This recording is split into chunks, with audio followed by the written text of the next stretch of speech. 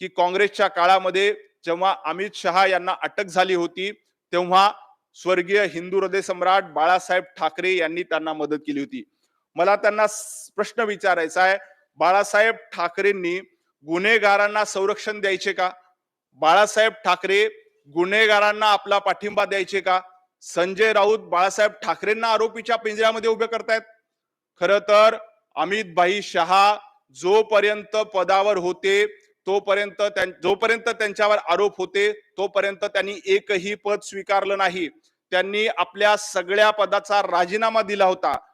आणि बाळासाहेब ठाकरे यांनी जर का अमित भाई यांना साथ दिली असेल, बाळासाहेब ठाकरे यांनी अमित भाई यांना मदत केली असेल, तर बाळासाहेब ठाकरे हे गुन्हेगारांच्या पाठीशी होते का असं संजय राऊतांना म्हणायचंय.